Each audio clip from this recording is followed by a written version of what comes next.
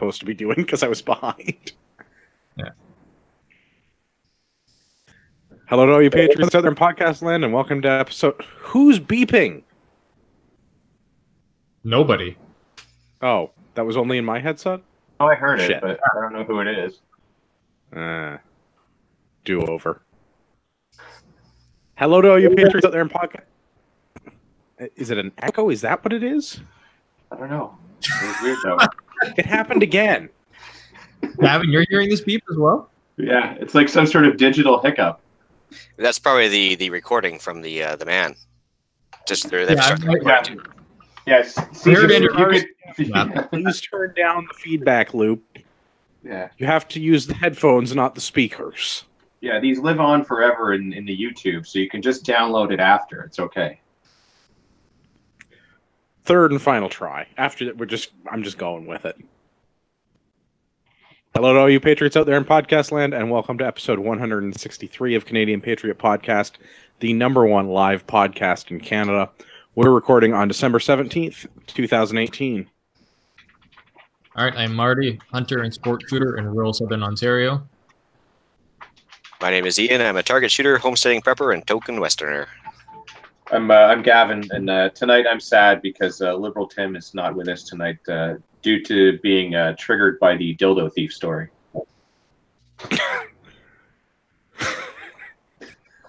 As always, my name is Andrew. I'm a recovering libertarian, a competitive shooter, and a firearms instructor at Ragnarok Tactical. We'd love to hear your feedback about the show or how the story of the dildo thief has also triggered you. So please visit CanadianPatriotPodcast.com/feedback or email us at feedback@CanadianPatriotPodcast.com. A version of the show is available on Stitcher and iTunes. All right, and you can check the podcast out at Facebook.com/Canadian Patriot Podcast or Instagram at Instagram.com/Canadian Patriot Podcast. We need your help. To support the show, visit www.patreon.com/CPP and become a Patreon. You can get a better quality version of the show for just $1 per episode. The more you pledge, the better the rewards are. Show you're not a communist. Buy a CPP t-shirt for just $19.99 plus shipping and theft. Visit CanadianPatriotPodcast.com homepage and follow the link on the right. I like that Ian reads exactly what's I written. know. It's like no deviations. Like Ron Burgundy, here I come.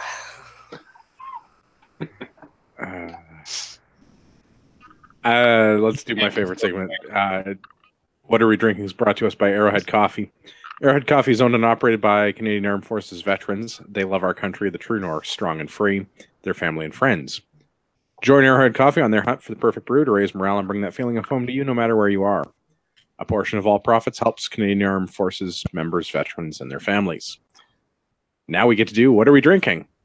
On my screen left to right. Gavin, what are we drinking? I am drinking Grey Goose vodka and blue Kool-Aid this evening. That is Classy the like that. classiest ghetto drink I have ever heard. I know. I'm high and lowbrow all at the same time. You're something all at the same time. Ian, what are you drinking? Well, the plan was Bailey's and coffee. I just knocked it down to straight coffee. I'm not feeling 100% tonight. Oh, that's okay. As long as it's straight coffee. That buy coffee goes both ways. That's right. There's 58 different types of coffee, I guess, then.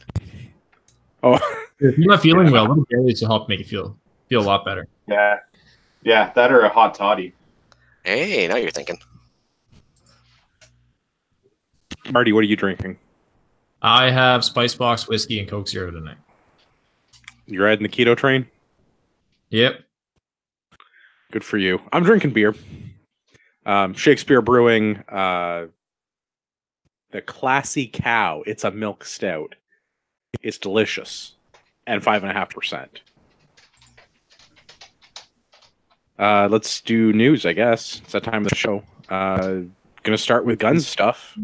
Yeah, I'm not playing the intro and I don't go back and edit it anymore. It's just the news. Deal with it. Police seek man 18 after gun brought into West End school causing lockdown. The author of this article on CP24 has a problem with their comma button on their keyboard, apparently, because that title has 3 commas in it, and it's a title. So, well done. Also, I like that they've decided that this is an 18-year-old man instead of a child that has a gun that's committing a crime in the GTA. That actually surprises me with our media. Yeah, considering that our that other statistics thing we had 6 months ago that had children up to the ages of what 25. Yeah, 25. So Well, I mean, good job, media, on correctly classifying a criminal. I'm pretty sure this podcast has had children up to the age of like 55 or older, at least. Because I mean, we're all big kids at heart, right? Yes. I feel like the answer is yes, but I also feel like it could be a hate crime, so I'm not sure. Fair. I think that's the response to everything these days. Not the response to bringing a gun to school. Apparently that response results in the emergency task force showing up and the SWAT guys going around and looking for you. That's probably a good response, though. I'm pleased. I don't think anything actually came of this story. I don't know if they've actually caught the offender. From what I understand, they are still in the process of looking for the individual. But, I mean, it should be easy, though. They should be able to just call up like the CFO and ask for his ATT to transport it there that day. Right? Isn't that how that works? Only makes sense. That's why we have them. Yeah. Well, and that's kind of why I'm putting this in gun news this week, is I don't imagine that this individual has a firearms license or a permit to transport or an authorization to carry this firearm into a school, or the other things he's being charged with are carrying a concealed weapon and uttering death threats. So I feel like he's probably not got a firearms license and probably didn't get an authorization to transport to do this. Probably not. Yeah. But then there's no way that he can purchase the firearm, and then he wouldn't be able to drive it there without the ATT. So I think you're mistaken. I mean, you're probably right. What's the age of a restricted, pal? Honestly, I thought it was 18. Well, I think the non-restricted is 18. I thought restricted is 21, isn't it? Yeah, I don't know. Or am I confusing my American news? I think you're confusing your American news. I'm pretty sure you can buy a handgun when you're 18 in Canada, provided you complete the restricted test. I have to put Yeah, I don't know. Yeah, I don't know. Yeah, I don't know. I was told when I got my firearms license, as was everyone else in my family that I dragged to get their firearms license. Yeah, I don't know. I did mine back when it was like an FAC and not a PAL. So, I mean, yeah, I someone intern and let us know, but I'm pretty sure you can get an RPAL when you're 18. I'm like mostly relatively certain. Yeah. I'm like a liberal government employee in that I understand and am able to apply the laws. Not at all. Yes. Again, intern. We need your help for the show. Yeah. As an intern. But I mean, it's kind of an interesting story, especially since it followed a day or 2 days after there was all those other sort of bomb threats and everything called in some schools on sort of the more eastern part of the province, I believe. I don't know. I try to avoid things to do with Toronto as much as possible, but this one came up and seemed like a good show. Yeah, no, these were all, like, I think out in the Kingston area, there was a bunch of bomb threats that were called into the school district. So there were a number of schools that were shut down, I guess, a day or two previous to this. So, I mean, kudos to the schools for reacting in the correct manner. But, you know, it also shows that, like, gun laws that everyone's trying to push right now aren't really going to do sweet fuck all to stop any of this thing from happening, because sometimes it's not even a gun. They may not be sweet fuck all, but maybe they're a good start. That's right. Okay, so that was a quick transition, but well played, sir. Really long title on an op-ed in the Red Star. Banning handguns in Canada may be mostly symbolic,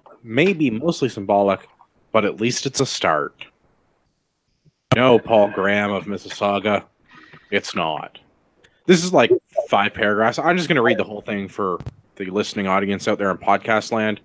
Paul Graham is dumb, and this makes me sad. But anyway, as much as I would like to see a gun ban put in place in this country, I must acknowledge that the arguments against such ban are substantially correct. Any law that prohibits the owning, possessing, or transporting of handguns will only affect law-abiding citizens, the people who follow rules, who pay their taxes and look both ways before crossing the street. These aren't the people that we are targeting when we talk about a gun ban. The true target, the street thug, gangbanger, career criminal types, will be totally unaffected. They will continue to get their weapons through illegal channels regardless of what happens. So why bother, you ask? A gun ban would be entirely symbolic, but sometimes symbols matter. It all has to start somewhere, and this seems as good a place to start as any. I just hope the message doesn't get lost with the messenger, a government that is all too eager to speak soothing, empty rhetoric, and has squandered so much political capital while abandoning other, smaller, well-intended promises. Paul Graham, some idiot that lives in Mississauga. That should have just finished after like the first like 2 or 3 sentences, and then that would have been the perfect article. Well, so I know Marty doesn't participate in the social media, and I'm relatively confident that Ian does not, but the social media and the gun lobby on the internet got very mad about this opinion letter that was published in the Star. I mean, it's an opinion letter in the Star. I don't expect it to be very good, because it's in the Star and it's some idiot's opinion. And he lives in Mississauga, so odds are not good right off the bat, but... And he spoke the kernel of truth, right? So you can't have that. Well, this is the reason that I bring it up. Aside from the internet freaking out about this article, he's not wrong. There is... They do have to start somewhere, and this is an easy place for them to start. And criminals aren't going to be impacted by it, but at least the Liberal government can say that they're doing something. No, see, I'll disagree with that. I think that doing something like this is actually detrimental. It takes the attention and the resources away from the actual problem.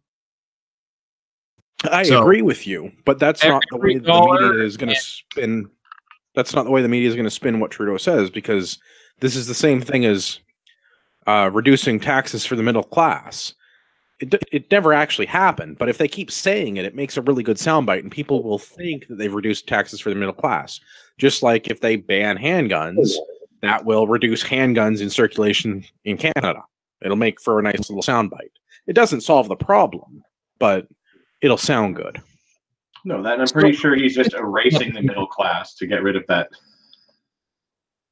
So I take this article as this guy saying that it's symbolic, and it's a good first step towards addressing the issue, because at least we're symbolically addressing the issue versus doing nothing.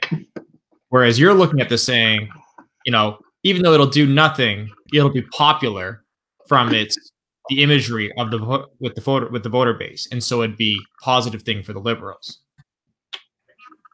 Now, in terms of whether it's a good first step because it's a step towards solving the gun crime, I disagree with that, because a good first step is something that does something. Anything that we do, any effort that we take, and any dollars that we spend and resources that we utilize not addressing the issue is a waste. Yeah, I agree with that.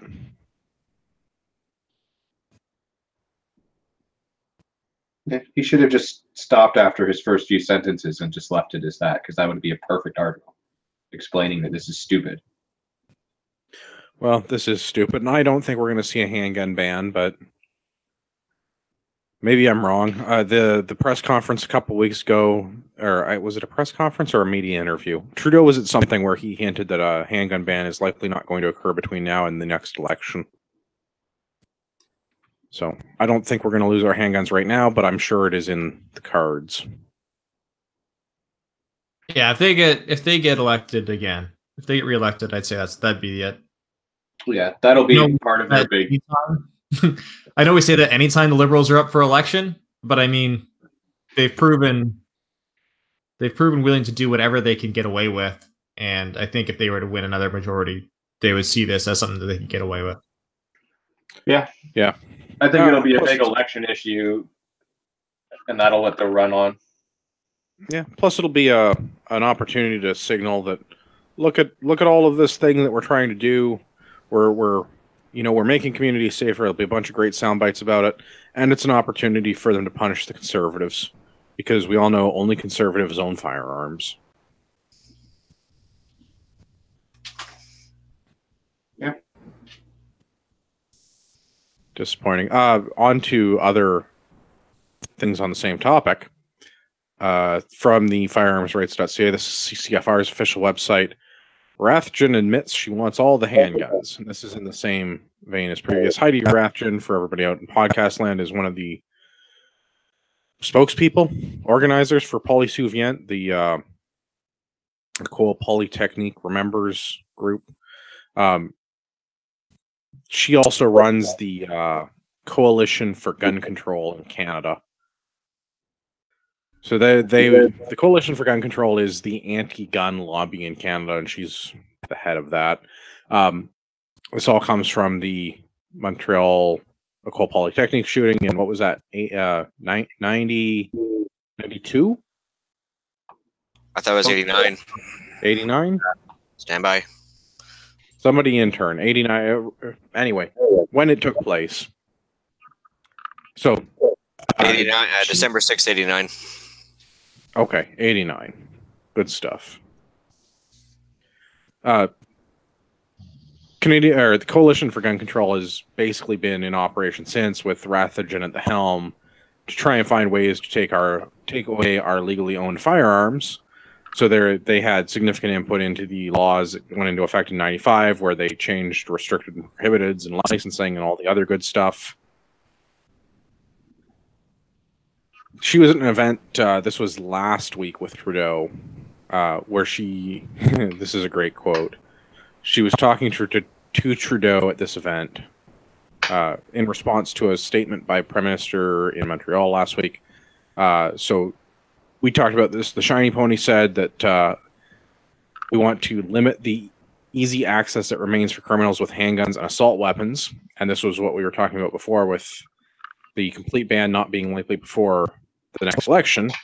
And Rathjen released a statement saying that saying you don't want criminals to have handguns or assault weapons isn't saying much. The point is we don't want any Canadians to have handguns or assault weapons. So I'm glad the Coalition for Gun Control has finally said what we've all been thinking for 20-odd years, that their whole purpose for existing is to take away our guns. Yeah. Yeah, I don't think any surprises there. I'm a little surprised that they actually admitted it, because I cannot remember a time where they have publicly stated that that is their end goal. No, they definitely, I don't think I've seen it in that verbiage, but I mean, their actions show that that's their intended purpose. Oh, I know, and that's what we like. That is what gun owners have been saying about this group for literally decades. But I don't think that they've ever put it out in a statement. I was going to say in writing, but this wasn't. I don't think this was issued as a written statement. I don't think that Coalition for Gun Control has ever actually expressly stated that they don't want Canadians to own firearms. Okay, we know that that's their end goal, but I don't think they've ever been that blunt about it. Well, no, because they knew they'd get lots of pushback on it, especially back in '89. I mean, they've been using, the entry-level slogans like "common sense gun control," and we're not coming for your gun, so on and so on, just to allay the fears of the majority, the FUDs and whatever have you, just to reduce the resistance. But if they came out right off the bat in day one in 1989 and said we want all the guns, it would have been overwhelming, I would think. Yeah. Yeah, I think they believe now that they've hit the critical mass required they can just do whatever the hell they want. Yeah, I mean, banning guns is a popular opinion right now, right? Like, not amongst the people I know. Well, no, amongst the morons, but I'm just saying it's a popular opinion among certain groups. Well, because they only repeat what they've been told in the media. I mean, nobody blamed the truck for what happened in Toronto or Edmonton, right? Yeah, exactly. All right, shall we talk more about the Shiny Pony?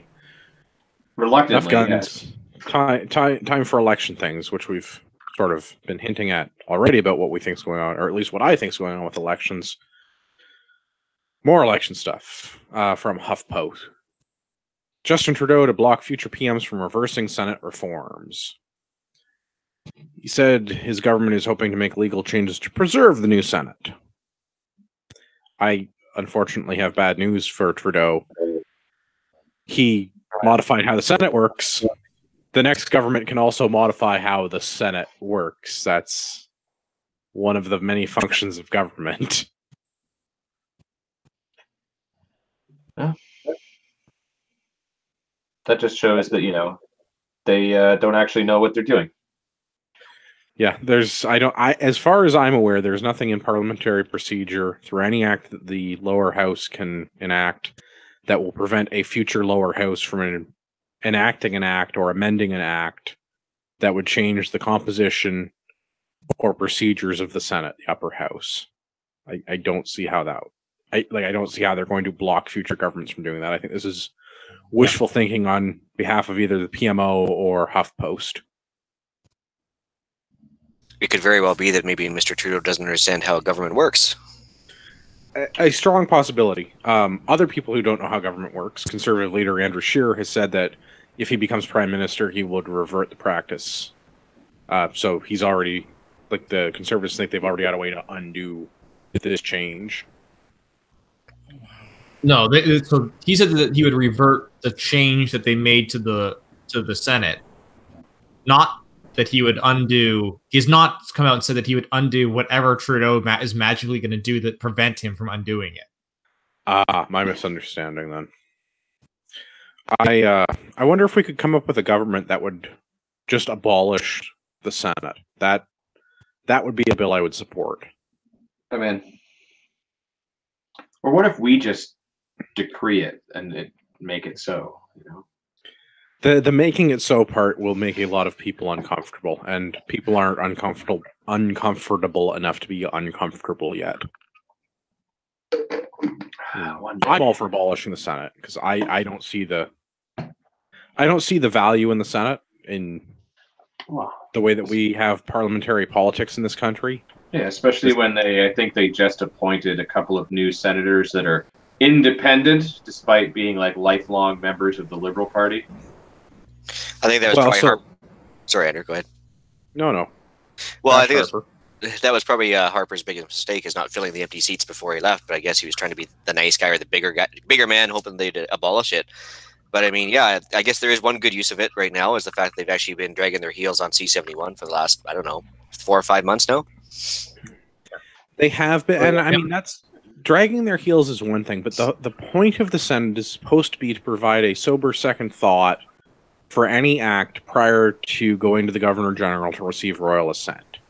So I guess, very quickly for everyone in podcast land that doesn't understand parliamentary procedure, an MP introduces an act. The act is read in the House of Commons, the lower house.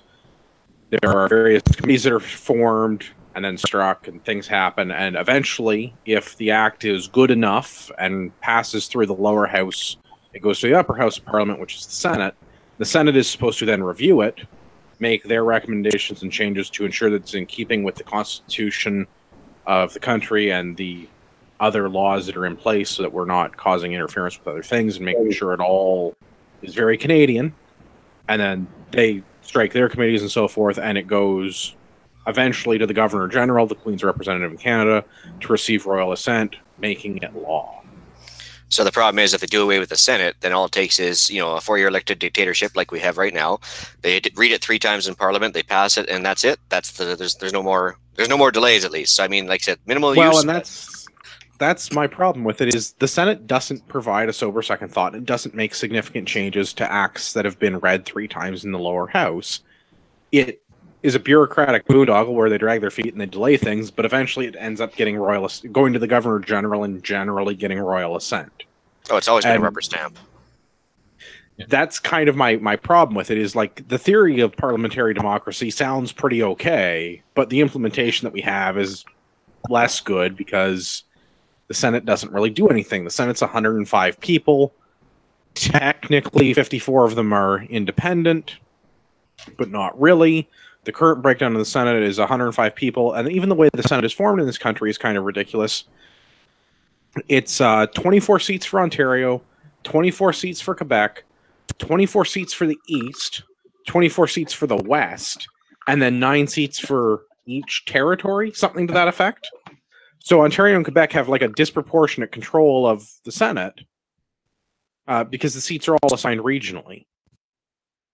And the territories have a disproportionately strong representation considering their population. Right, based on their population, not based on their landmass, and like the structure of the Senate is confusing and does not make sense.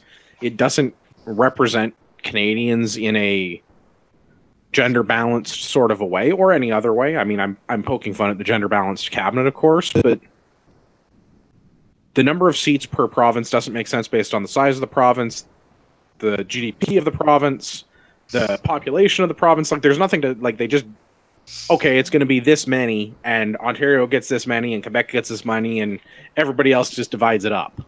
It seems there's no attendance requirement either. No, there is very little.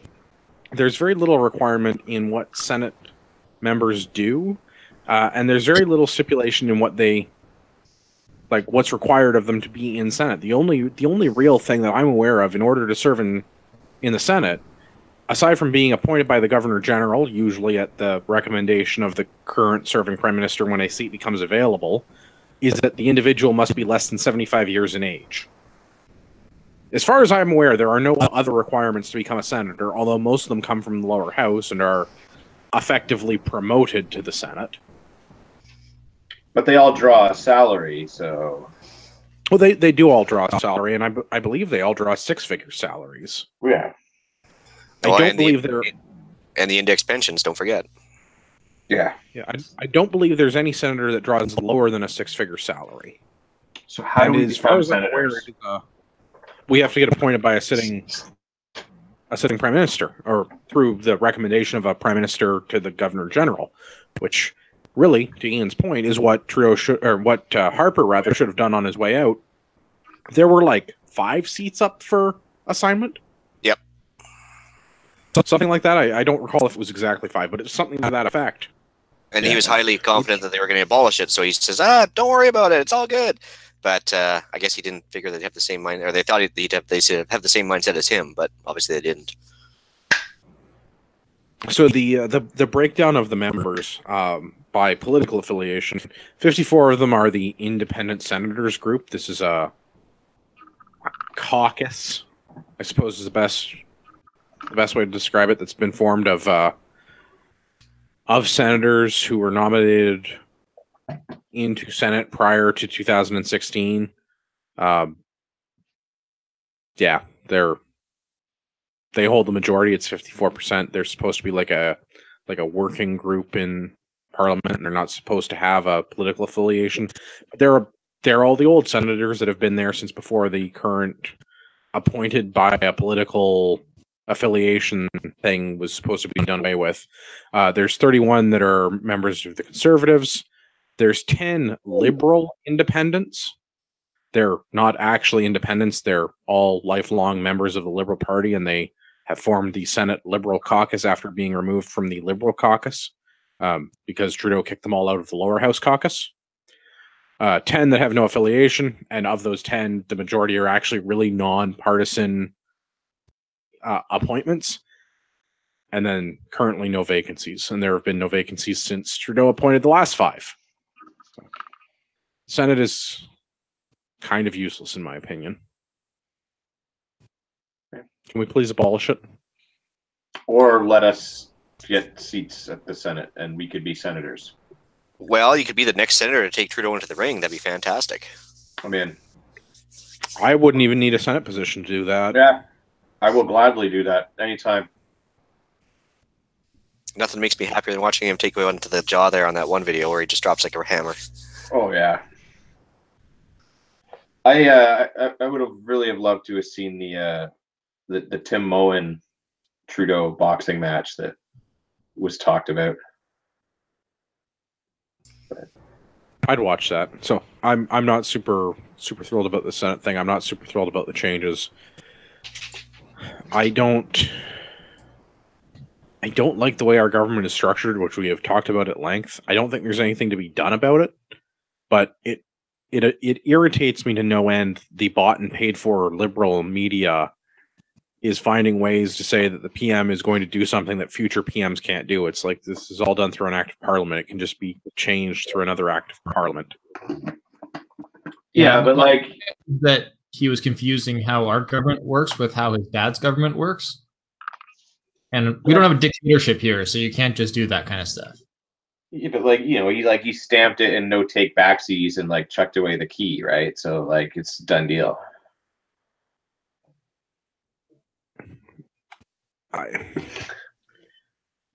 I guess. I mean, I guess, but like at the same time, he's the prime minister is the one that's complaining that there are too many ideologues in the Senate, and he appointed the last 5 senators, and they're all members of the Liberal Party. Like they're all lifelong liberals.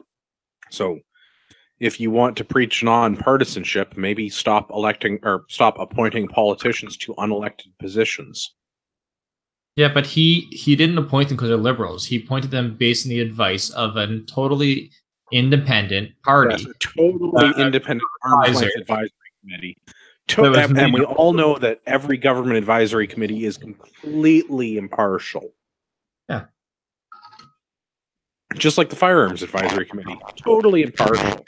Only has they're impartial on it.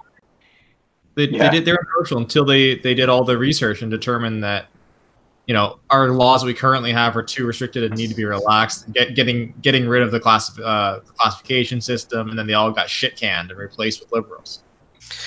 Right. So it became sorry, go ahead. I was just saying, I'm sure that this is true of the majority of government advisory panels. I just happen to know the details about that one. Yeah, it's as bad as putting car accident victims in charge of like seatbelt design or car safety bag design. Yeah, not a great business strategy. So, other thing that we've talked about before, election reform. Article from CTV: election reform bill passed in time for implementation in 2019 federal vote. So this is not the election reform. We got rid of the election reform minister, our favorite. Nonsense. This is not the election reform hero that we needed, but this is the election reform hero that we deserve, or something like that. Somebody go find that quote in Dark Knight and see what Batman says. Close enough. Close enough. So this is not election reform in the way that we were hoping for election reform, that the way the government was going to change the first past the post that they promised to do and then immediately failed to deliver on. I mean, not that the current Liberal government would ever break their promises or anything, but this new legislation is to prevent foreign interference in future elections, except that it's also going to extend voting privileges to all Canadian expats in all circumstances. The legislation is aimed at preventing foreign influence, but is going to extend voting privileges to all Canadian expats in all circumstances. I don't know if our government understands what irony is.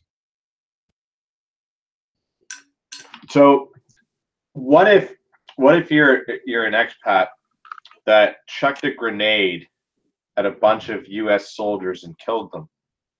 Well, then you get a passport and your visitation rights have been restored.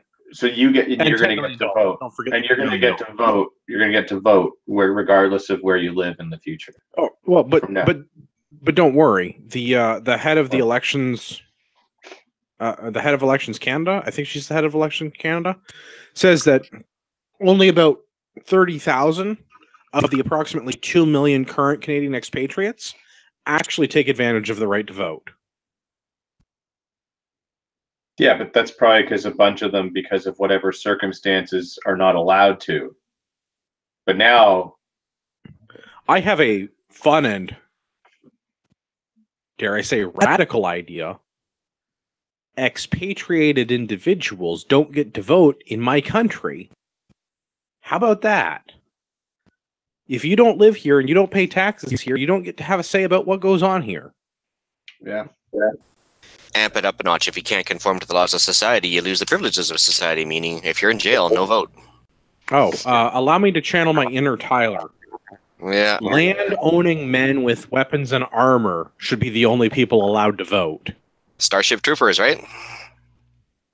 Actually, I don't know if I have. Do I have that drop? I might even have that drop. No, I can't. It's not going. My dropper is. Well, the base is not dropping. It probably sounds service guaranteed citizenship, something like that. Service guarantees citizenship, and I would again. Yeah. My current position is actually a step further than that. Not just service guaranteeing citizenship and thereby franchising the right to vote, but you must be a man who owns land, has armor and equipment, because then each family gets a vote. Then we only have to deal with it, like, we significantly reduce the amount of franchise that we have, because people are not going to vote against their own self-interests. That's why we have the governments formed the way that they have been formed, because people are voting for the free stuff. So if you have an entire family unit that has to vote in favor of themselves, I feel like my libertarian utopia would be that much closer to being established. Plus, they would have weapons and armor and be able to defend their own borders. Also encourages the family to stay intact. Right? There are many great things about my plan. See, we just need to make me the prime minister. Or a senator. I hear they are paid well. Yeah. I think the whole panel should just become senators. Well, 24 seats in Ontario, 3 of us in Ontario on the panel. Wow. Sorry, Ian, you got to fight with everybody in, like, west of that. I like my odds. Yeah. Yeah, I mean, there's not a lot of people in Saskatchewan or Manitoba. Well, I'm sure there's a few decent people we could install along with you in the Senate. Oh, I could name a few in each province for sure. Yeah. So what was there? I don't remember that there was anything else with that. The biggest thing was the changing the expatriated Canadians' ability to vote, because it's currently a 5-year limit. They're going to just make it any expatriated Canadian for any length of time. And I think, the other big thing was the changes for campaign spending. So previously, there was a limit that allowed parties to spend up to $650,000 on the campaign for each day that the campaign exceeds 37 days and caps the maximum campaign length at 50 days. That's been rolled back, which, as far as I know, means it's unlimited spending now after the 37-day minimum, because the way the writ happens in our country does not make sense. I don't understand why our elections happen the way they happen. It's just like a thing that it is. Likely because of the same thing that we have with Confederation, because our entire country is a country of convenience, not because it's actually a country that's a country. But I don't think there was any other major changes. There was spending, there was expatriation. I think that's it. Going with that said, other CTV news article talking about when the writ will drop. CTV News, no early election. PM vows next federal vote to be held in October 2019. So let me see if I can channel Trudeau. We will have an election and on the fixed their date of October 21st. I believe it is. How'd I do? Sound like Trudeau? Maybe not enough Oz. Okay, Yeah. I'll work on the Oz. Yeah, It sound like more like you're on. it was close, but still a little too high T. Wait, you guys sound like you're on the job, basically. On the receiving Alright. end, that is. Oh. Yeah. Oh. I'm not sure I like where that's go. Oh, no. Oh. Yeah. Well, I guess he's got to try and drum up some more support and import some more voters before he, calls an election. I mean, that's true. Like, that's actually a very valid point. Like, the longer he puts it off, the more illegals are in here. Yeah. And by illegals, I mean Irregular immigrants. Undocumented migrants. Foreign travelers. Undocumented migrants, that's it, yeah. Yeah. Voters who will only require... Oh, was that in the last article? Maybe that was the other thing with election reform. Voters that will only require election voter IDs, not actual IDs or proof of residency. Yeah, I mean, because that's how it was happening with the Ontario one. Like, basically, anyone that got mailed a card could go and vote. Yeah, and I'm not happy about that, because again, we give franchise to too many people. It's too easy to be able to vote. It's the current year. You literally can't do anything without some form of ID. Voter information card is not ID. If I can't get on an airplane without federal government ID, you shouldn't be able to get to vote without federal government ID. Getting on a plane is not a right. You still have to have ID to do it. You should have to have ID to do the voting thing. And it should be ID that proves you're a citizen, because you can get an ID like a driver's license, but that doesn't mean you're a citizen that can vote. We should all have some sort of fucking citizenship card, even if you're fucking born here, for stupid things like this, to prove that we're a citizen. Well, that's my problem. Like we live in an age where we have to prove so much stuff about us. Like, lose your ID and then try and get it replaced. You have to have so much supporting documentation to prove you are who you say you are. And all of these systems could be interconnected because it's the current year, but I'm not allowed to use one piece of government ID to prove that I need this other piece of government ID if one of them gets destroyed. I have to get yet another piece of government ID. Yeah, you know something about that. Yeah, I could probably tell you a few things about that. I actually replacing a little bit of ID there. Yeah, well, on Friday, I guess it was, picked up today, and I threw my firearms license at them as a second piece of ID. That was a triggering moment. It was pretty good. I like that. Yeah. I liked when I went to go do my background check for my search and rescue volunteer stuff. Showing them your firearms license was a valid option. And I was like, but this piece of ID that I'm going to use means that I've already had the background check, or one that's more in-depth than the one that I'm now paying you to do. But here you go.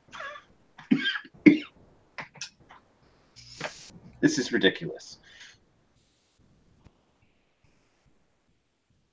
But yeah, whenever you can use your gun license for ID, use it, just to trigger people.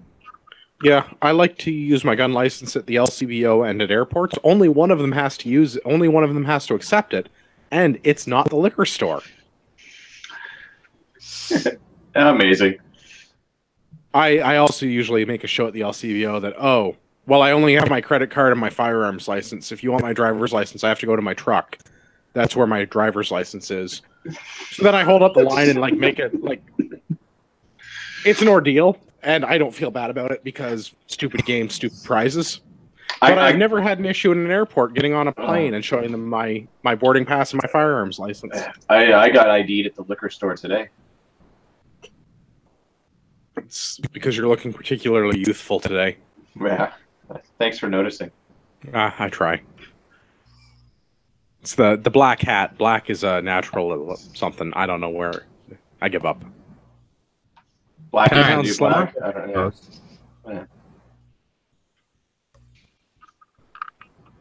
Was Marty trying to move us along? Sounded that way. I think so. Yeah, I don't have anything else for this. I don't think. We have an election coming up. We're less than a year away. We know it's going to be on October 21st. We know that it's going to suck.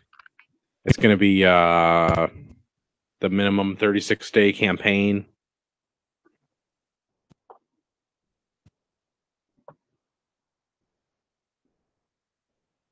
I got nothing else. That's all. It's officially, it's a thing. It's going to happen. We have a date. What?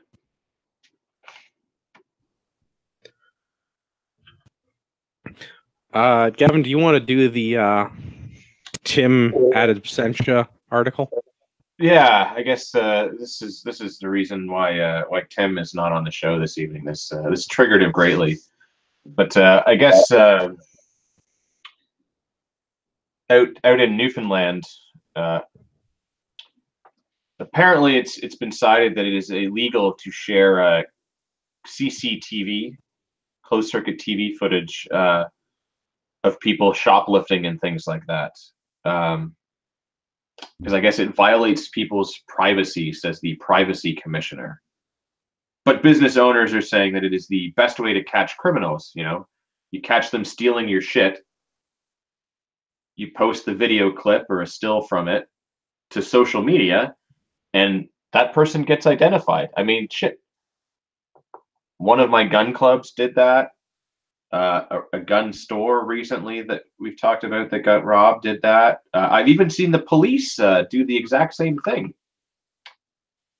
But somehow I guess it's okay when they do it, but not when a business does it, especially of a gentleman that is stealing a dildo, apparently.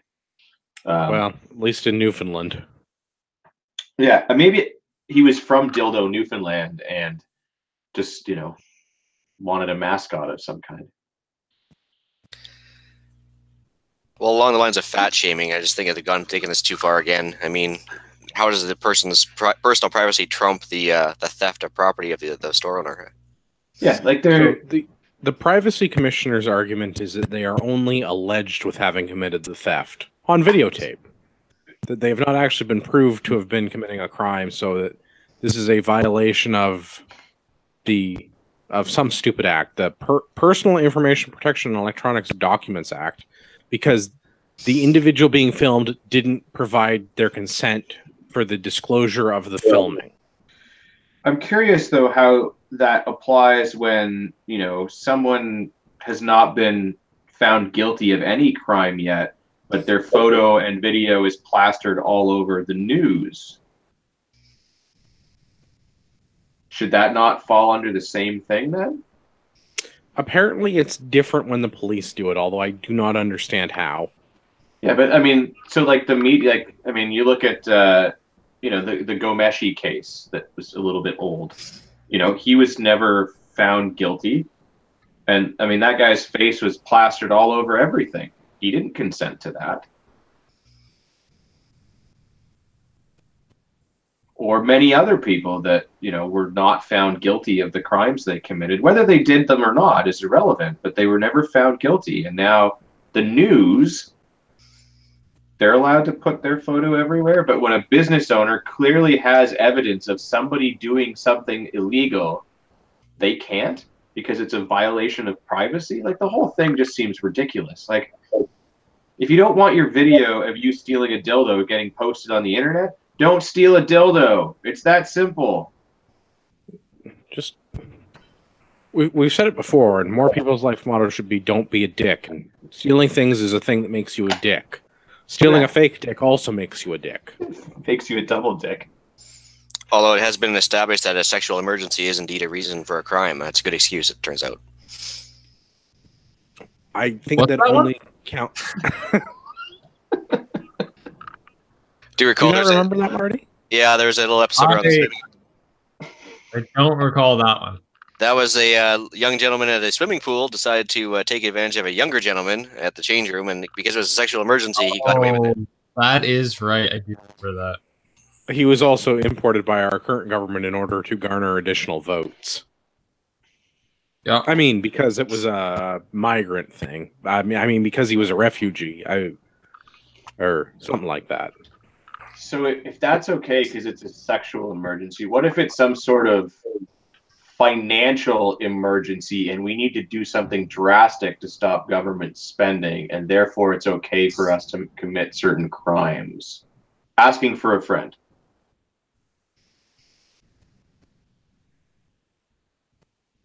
no one is going to make that answer that question live on the air. Nope, not doing that. Send your answers to feedback. Listeners, what would you do? Send us an email. Don't use your real name. Yeah. Ideally, don't even use your real email address. I have a form on the website just for that, so you don't have to use an email address to send us feedback, in case you're worried that we're actually like double secret agents or something. Shh, don't tell them. Yeah, none of us are that smart. Or are we?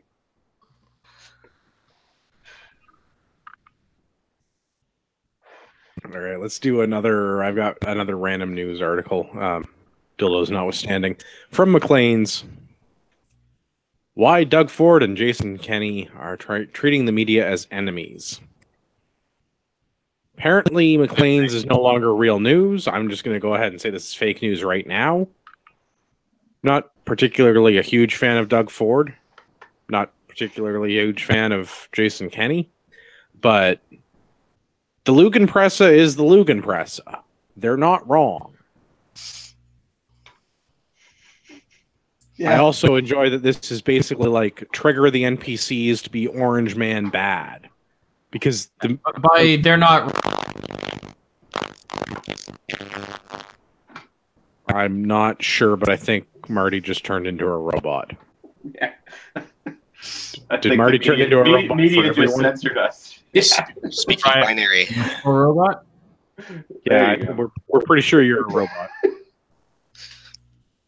Just a software glitch. That was perfect timing, though. If your Marty starts doing that, just hold the power button down for 3 seconds to turn it off and on. Yeah. Oh, no. Yeah, no, your pigeons are broken or something. I don't. Yeah. Hold the wooden shoe up to your ear. If you can hear the sound of the dike, you're in Holland, or something like that.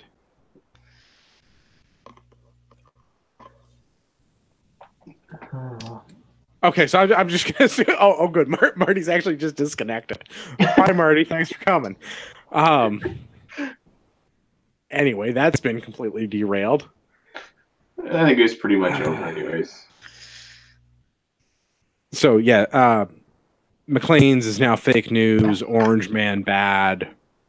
I'm disappointed that such a large part of Canadian news is now Orange Man bad. Well, are we surprised with the payout? No, but I wish that journalism was more like journalism and less like opinion op-ed pieces pretending to be journalism.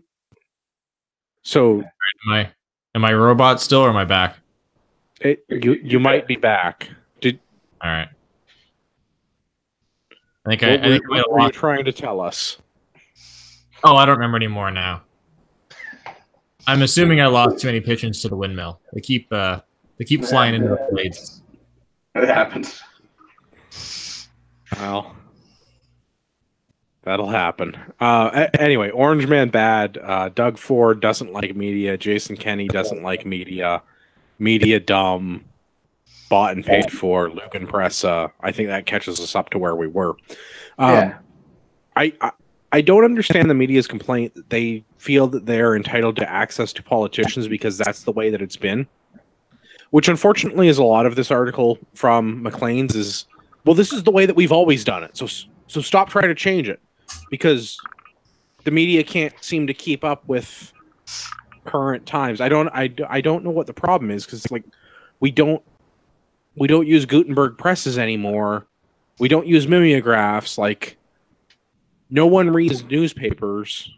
Almost no one, like, newspapers basically are no longer read in Canada.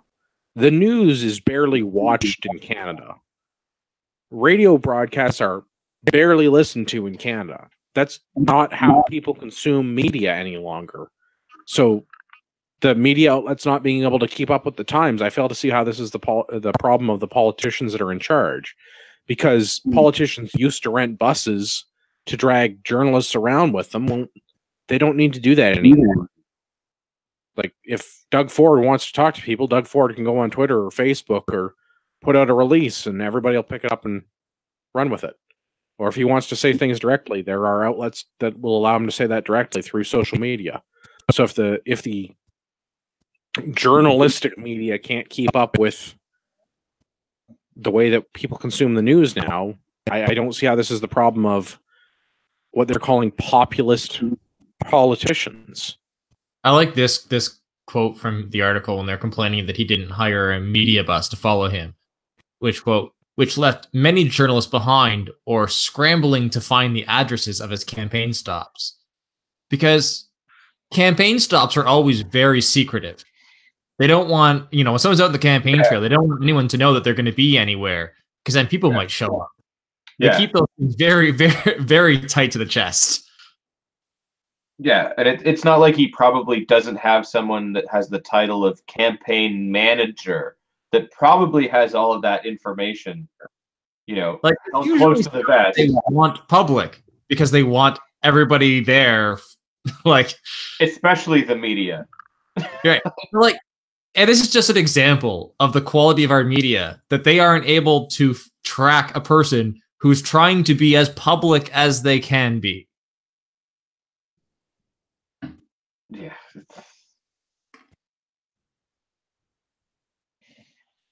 Some crackpot investigative journalism right there. Yeah. I mean, really, like from my perspective, this is just the Lugan press doing their shtick. They can't keep up with the times. This is nobody's problem but theirs. Improvise, adapt, and overcome. Like, the internet is not a new thing. Print journalism is dead, clearly. Journalism in general could be argued to be dead at this point because this is an op-ed pretending to be journalism. But anyway, Orange Man bad, etc. And then, like, invoking the extreme right-wing commentator Ezra Levant.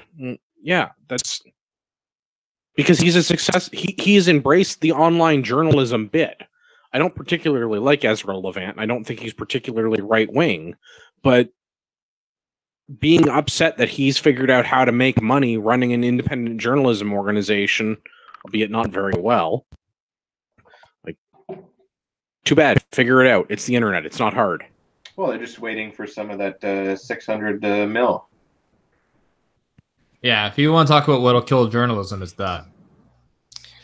Well, at least Ezra had the wherewithal to actually, like, roll with the punches when he got cut off from Sun Media, off cable television deals and everything else, and just improvise, adapt, overcome. He's very successful for it.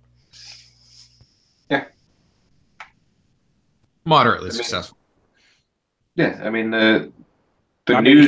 He has a bigger staff and a better building than we have.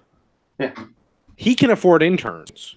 Yeah, the news outlets and journalists and everything should leave the political commentary and satire to us. That's what we are here for.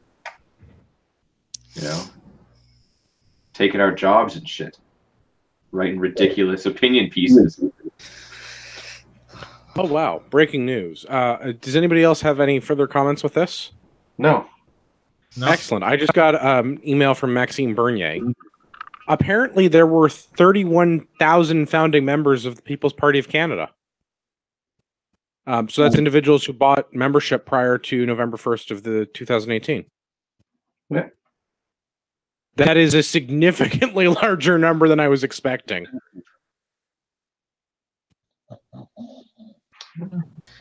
Well, at least if they all vote in Quebec, you don't have to worry about splitting the vote there. I'd worry about the rest of the country, though. Yeah, I mean, I think this is a topic in and of to itself, maybe for one night, the whole thing. The People's Party? The whole Maxime Bernier splinter? Yeah. Yeah, that's fine. I got an email and I got off. I mean, 31,000 people is 30,000 more than I was expecting. Yeah. So I'm just looking quickly.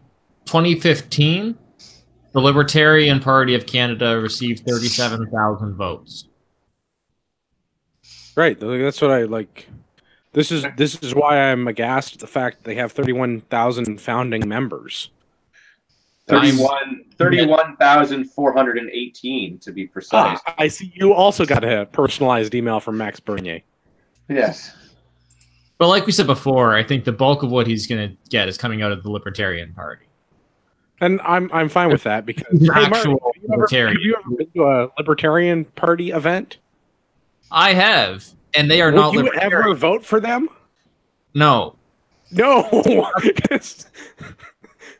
So that's kind of where, and that's where I expected is a large portion of the immediately, they're all of a sudden people that are libertarian and were part of the Libertarian Party, there's actually a libertarian leader somewhere. They're going to jump over to him right away. So I suspect that's where the large bulk of that is. And so seeing that they had 37,000 votes and that he's got 31,000 members, that's not crazy to me. I'm still impressed.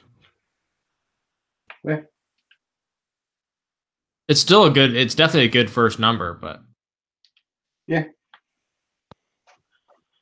No, it'd be interesting to see how he can build on that, and if he votes.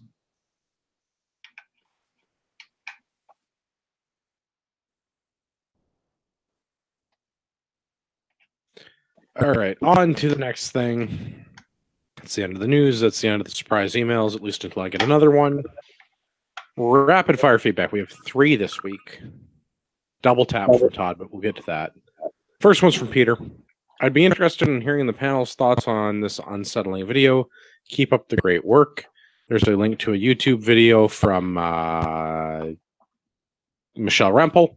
Sorry, forgot. Took me a minute. Michelle Rempel is confused and concerned, possibly angry. I'm not. This should be a 3-minute video. She was unprepared to film this. I don't know why this was done this way. It's very poorly orchestrated. But this has to do with a topic that we've discussed before at length: the $600 million. That's the beer talking. $600 million media purchase that the Liberal government has made. Yes, it's bad. Yes, free speech in Canada is probably dead. Good news is, despite what Michelle Rempel thinks, is free speech in Canada probably died long before the Liberal government bought the media. Does anyone else have additional thoughts? Well, if they put her in charge versus Scheer, they might even have a chance of winning. Yeah. I mean, yes, she's better spoken. Obviously, internet crush easier on the eyes. She's got some, wordy but good ideas. I mean, if you would put Rona Ambrose in, of course, but she had to step down as part of the deal, I guess. But same thing. Even Jason Kenney would have done a better job than Scheer. Yeah. He's so dry. Pierre Poilievre, I think, would be another good one too. Yeah, no, he's a solid contender for sure. Or they should have just let Bernier win. Yeah, but Bernier wasn't able to win, so if he couldn't even win the Conservatives. But the Conservatives weren't even able to have their own party election without rigging the vote. So, yeah, I mean, we should probably talk about that at some point, because there's a conspiracy theory going around. There was more ballots cast than there are party members, which I find suspicious, considering party members I know didn't receive their ballots. I know many members that specifically signed up under Bernier that did not receive their ballots. Yeah. So we should probably discuss that at some point, but that's not for today. A whole Bernier power hour, I think, is needed. We need to work on your alliteration. I can do it in French. Would that make any difference? No, it's still not the first letter is not the same in all of them in French either. Yeah, well, whatever. Fuck those guys. All right, double tap from Todd. First one from Todd. I don't know if this is the same Todd or not, but he's got 2 D's in his name either way. There's some good news. The Liberals just got their asses kicked in that by-election. Still, I am at a loss to explain Liberals getting 35% of the vote. Guess we're hovering at the 0.35 hard factor in Canada. I heard on one of your earlier shows that the firearms ownership rate in Canada is 34 per 100. It's my personal commitment to get that to 100. I'm going to pay for RPAL courses for all of our kids and significant others, 8 kids, and it's going to be guns for every occasion. Because if we do not stop the gun grabbers in the next election, it will be like the Churchill quote, which I'm about to butcher, courtesy of beer. If you do not fight for a right when you can win easily without bloodshed, if you will not fight when your victory is sure and not too costly, you may come to the moment when you will have to fight with all the odds against you and only a precarious chance at survival. There may even be a worse case. You may have to fight when there is no hope of victory, because it is better to perish than to live as slaves. Let's hope it doesn't come to that. Man, he's got some great friggin' quotes. Yeah, I still don't like him, and I don't think he was a particularly good politician and a terrible prime minister. But great orator, though. Whoever wrote his speeches was good at their fucking job. Yeah. Well, his delivery of them was good, too. I mean, he is good, a good speaker. He is powerful to listen to. Yeah. But So Todd, I would just say that 8 kids is not enough to be a 9th kid if you are giving away guns for every occasion. What is the significance between occasion and 9? I don't understand. He has 8 kids right now, and he's going to be giving every kid of his a gun for every occasion. I want to be 9th kid. I want a gun at every occasion. Oh, Marty's trying to get adopted. I see. I misunderstood. I thought you were encouraging to procreate again, which apparently he's done several times. Yeah. But you're just looking for an adoption. I'm just looking for free guns throughout the year, just randomly showing up in my house. Yeah. It's your Easter gun. Exactly. It's your Thanksgiving gun. May 2-4. May 2-4 needs a gun. Yeah. Your third Monday in October gun, but you have to go to Ottawa to receive it. Yeah. In the Peace Tower. Yeah. So I mean, the admirable goal to get the ownership to 100. I don't believe that's an achievable goal because we have places like Toronto. But well, I'm all for getting that number to be larger. I mean, there is a way to achieve it. Ooh. Yeah. Gavin was going Helicopters for everyone. me there. Yeah. Everyone channel your inner me general. Yeah. Just think helicopter thoughts. Uh, All right. Second, does anybody have anything else? no, kudos to you, Todd. Keep up the good work. Double tap from Todd. Second one. Good show as usual, guys. Andrew made an interesting comment about having a hard time thinking of any of the turd holes accomplishment. He's given me an enumerated list. 1, releasing a few 100,000 unemployed adherents to the religion of peace in our cities.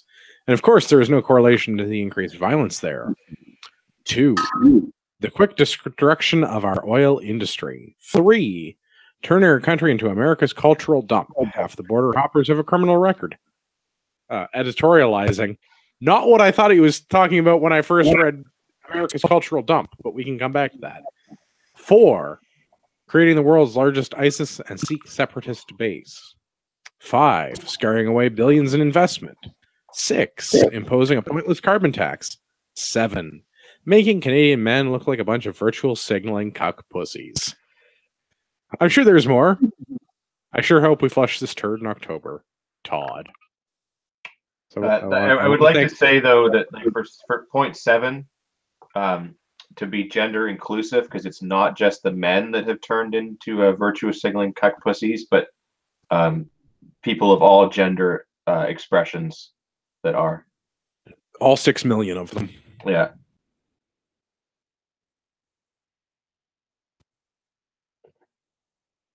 All right, what's your comment on America's cultural dump?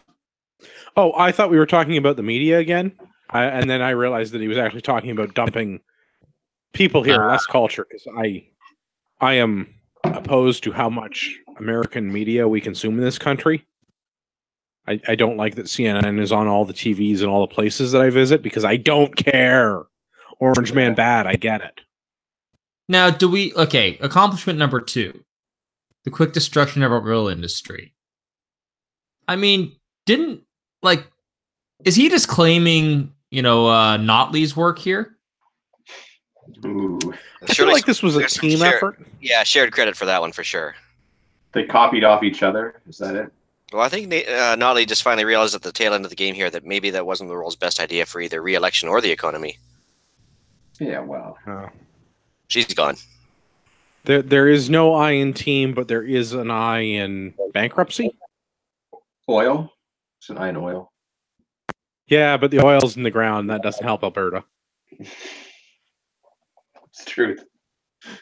Well, I'm not going to make that comment. Never mind.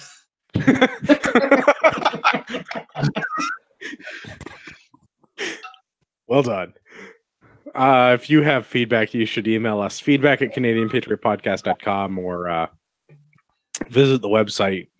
Go to CanadianPatriotPodcast.com/feedback or click the link up at the top. Send us a note. I'll read your thing on the internet. Let's go around, find out where everybody can find you on the internet. Gavin, where can people find you if they want? The best place to find me on the internet is on Instagram at urbex_GTA. Ian, I have heard you have a podcast. I do indeed. You can reach me at theislandretreat@gmail.com. My Canadian Prepper podcast, the Copycat CPP, is now on YouTube under my channel, The Island Retreat. And stay tuned next week for a very special guest star. Who might be you? Yeah, I started doing my show notes. Don't worry, I got some prep.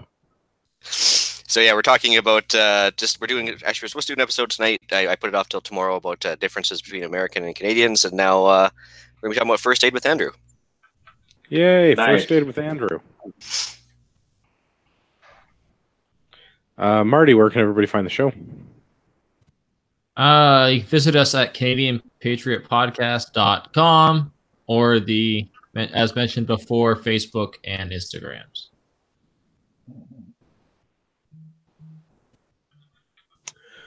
Good stuff. As always, my name is Andrew. You can find me at RagnarokTactical.ca. You should definitely buy your first aid supplies from me. I have the best first aid supplies. Everyone knows this. I'm trying to delete something in the show notes from Tim, and I just can't figure out how. There we go. Something Rod Giltaka. I didn't come up with a witty thing tonight. Just deal with it. He was also triggered by the dildo thief? Sure. For all of our listeners out there in podcast land, I'd like to remind you that you are the true North, strong and free.